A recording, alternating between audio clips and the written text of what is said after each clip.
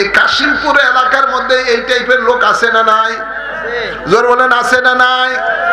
আগে তো আমি যখন প্রথম হজ করলাম 94 সালে, ওই সময় 70,000 টাকা মাত্র দিয়ে হজ করলাম। সুবহানাল্লাহ বলেন না? কত? 70,000। জোরে বলেন। এই গত বছর হজ করতে গেলাম, দেখলাম যে 7.5 লাখ টাকার উপর জায়গা। কথা বুঝছেন না? ব্যবধান এমন হয়ে গেছে। সৌদি সরকার তো এখন হজটা একটা ব্যবসা হিসাবে নিছে। এমন ভাবে নেওয়া হয়েছে, জায়গায় জায়গায় ট্যাক্স, এত দ্বিগুণ উদ্ভরে দ্বিগুণ ট্যাক্স, যার কারণে হাজিদের খরচ বাড়িয়ে গেছে বেশি। আর বিমা, বাংলাদেশের বিমানো কোম্পানি সারা বছর লস দেখায়, হজের টাইমে আসলে হাজিদের থেকে ইচ্ছা মতো টাকা প্লেন ভাড়া নিয়ে নেয় ডবল। ঠিক না বাড়ি? ডবলের ডবল। তো এইভাবে সবকিছু মিলে এখন হজ করাটা অনেক টাকার ব্যাপার। তারপরও এই কাশিমপুর এলাকার মানুষের কাছে 7 লক্ষ টাকার মতো লোক এরকম মালিক আছে না নাই? জরুর আছে না নাই? বেশি না কম? অনেক আছে, কিন্তু হজ করতে যায় না। আছে না নাই? হজ করতে যায় না। গভীর খেয়াল করে শুনেন, হজের কথা বললে গরিব দেখায়, বাবা টাকা নাই টাকা নাই, কিন্তু যদি কয় এই তোমার পাশের জমি একটা বিক্রি হইব, ওর থেকে টাকা তার আসে তার খবর নাই। ঠিক না বেটি? ডবল দিয়ে কিনতে রাজি আছে।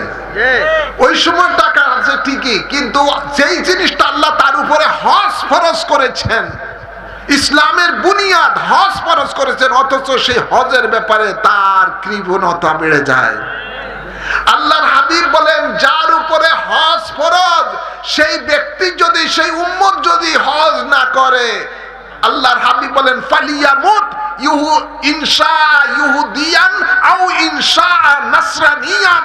নবী বলেন সেই উম্মত চাই সে ইহুদি হয়ে মরক অথবা খ্রিস্টান হয়ে মরক, আমার কিছু যায় আসে না। নাউজুবিল্লাহ কইতেন? আওয়াজ করবেন না? নাউজুবিল্লাহ। হজ করা দরকার আছে না নাই? কি হাজি লকব পাওয়ার জন্য? জোর বলে না, কি হাজি লকব পাওয়ার জন্য? আজকালকার তো মানুষে হজ করে আসলে হাজি সাহেব না বললে হাজি সাহেব বড় বেজার হয়ে যায়। ঠিক না? ঠিক। নামের আগেও হাজি সাহেব লাগাইতে হইব, নাইলে বলো বেজার হয়ে যায়। এমন টাইপের আছে না নাই? কিয়ামতের দিবস আল্লাহ বলবে, এই হাজি সাহেবেরা, তুমি তো দুনিয়াতে তোমার হাজি সাহেবের লকব পাইয়া গেছো, এখন কিছুই নাই তোমার কাছে। তুমি তো মানুষের কাছে বাহাবা পাওয়ার জন্য হাজি হাজি হাজি সাহেব নাম পাওয়ার জন্য হজ করছো, আমাকে খুশি করার জন্য তো করে নাই। সেটা তুমি দুনিয়াতে পেয়ে গেছো, যাও এখন জাহান্নামে। নাউজুবিল্লাহ বলতেন না? আওয়াজ করলেন না? নাউজুবিল্লাহ। হজ কর্তব্য সম্পূর্ণরূপে আল্লাহর সন্তুষ্টির জন্য। কার সন্তুষ্টির জন্য? জবান করে বলেন, কার সন্তুষ্টির জন্য? আল্লাহর সন্তুষ্টির জন্য। যারা আল্লাহর সন্তুষ্টির জন্য হজ করবে, সেই ব্যক্তির জন্য আল হাজ্জু মাবরুরুন লাইসা লাহু জাযাউন ইল্লাল জান্নাহ। দয়াল নবী বলেন, যার হজ কবুল হবে তার বিনিময় একমাত্র হবে জান্নাত। সুবহানাল্লাহ বলেন। আমরা ইবাদত করব কার উদ্দেশ্য নিয়ে? কার সন্তুষ্ট? আওয়াজ করে বলেন, আল্লাহর সন্তুষ্ট নিয়তে সব ইবাদত করতে হবে। আল্লাহ কবুল করুন, আমিন বলেন। ভাইরা আমার, হজ বলেন, যাকাত বলেন, নামাজ বলেন, যত ইবাদত আছে এগুলোর মধ্যে কিছু কিছু শয়তানে রিয়া প্রবেশ করাইতে পারে। ঠিক না বাড়ি?